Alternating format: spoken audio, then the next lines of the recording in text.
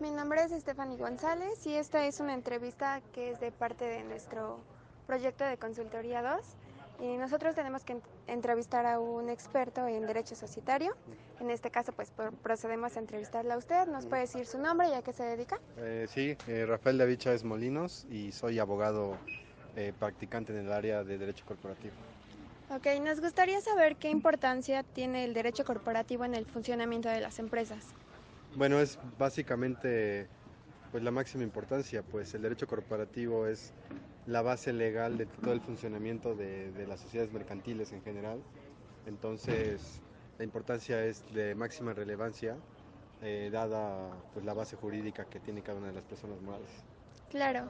¿Y qué tan dinámico puede llegar a ser la aplicación en la práctica del derecho corporativo? Pues la dinámica depende mucho de los socios, es decir, la dinámica como puede ser muy proactiva, como puede ser muy lenta, dependiendo de uno, la situación de la empresa y sobre todo de la participación de los socios y del consejo de administración del administrador, porque puede haber una empresa que digamos que los socios estén en buenos términos y la dinámica de la aplicación jurídica del derecho corporativo como tal puede ser dinámico, pero ¿qué pasa cuando los accionistas tienen conflicto entre sí?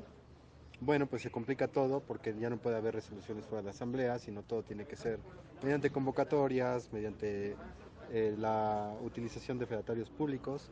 Y lo mismo sucede con la administración. Cuando hay un administrador único, digamos que es fluido la dinámica de la empresa, pero cuando hay un consejo de administración se complica, pues digamos que hay partes burocráticas para llevar a cabo las sesiones del consejo y todos tienen que estar de acuerdo en su caso, si no se procede a lo mismo, que es hacer convocatorias, hacer muchas cosas jurídicas que son necesarias para poder mover la empresa si es que hay alguna dificultad.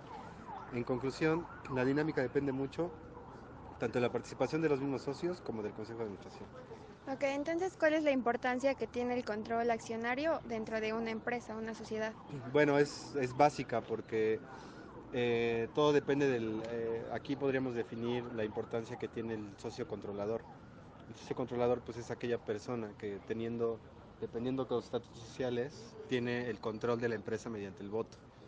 Entonces la importancia es básica, vaya, es de suma importancia porque prácticamente las decisiones dependerán de este socio controlador, se tomen o no se tomen, pero como te comento, todo depende mucho de qué tanto los socios puedan tener, digamos, una relación cordial. Te voy a poner un ejemplo.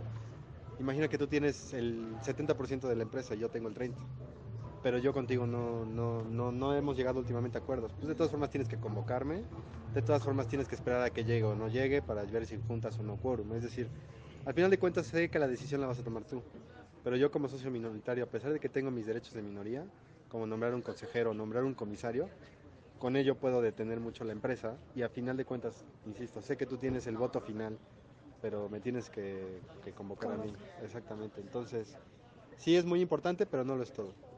Ok, y bueno, para esto existen estrategias como para mantener el control accionario de una empresa. ¿Cuál es una de ellas, por ejemplo? Pues prácticamente tener control de una empresa significa, idealmente conforme a ley, que tengas por lo menos tres cuartas partes, un poco más de tres cuartas partes del capital social en tu tenencia. Te voy a comentar por qué, porque recuerda que las asambleas extraordinarias, para su celebración se requiere un quórum en primera convocatoria de tres cuartas partes del capital social. Entonces, si tú tienes tres cuartas partes del capital social, básicamente con una convocatoria, que sería la única oposición que podrías tener, pues con que tú te apersones y tú tomes la decisión, la empresa, todo lo vas a llevar tú a cabo como tú quieres. Entonces, la estrategia máxima para tener el control de la empresa es tener tres cuartas partes del capital social. Entonces, ¿cuál sería una estrategia para pasar de ser socio minoritario a socio Hay dos formas, no, mayoritario? no, no hay realmente mayor estrategia más que de dos. Una, forzosamente tienes que o hacer alianza con otros socios a efecto de que puedas tener la mayoría conjunta con otros más, o en su caso, incrementar forzosamente tu tenencia accionaria. Y solamente se puede mediante dos vías. Uno, mediante el aumento de capital social, tú aportando prácticamente más allá de lo que te toca, a efecto de que puedas tener la mayoría, o la otra es comprar las acciones de las otras partes, de los otros socios, a efecto de que tú tengas la mayoría del capital social. otra estrategia no hay. Sería esas dos opciones, o en su caso, aliarte mediante, por ejemplo, un contrato de reporto, que te puedes aliar con los demás socios a efecto de que ustedes como grupo, por decirlo de alguna forma, puedan tomar la decisión por mayoría. Ok, bueno, pues eso sería todo. Muchas gracias. Con gusto.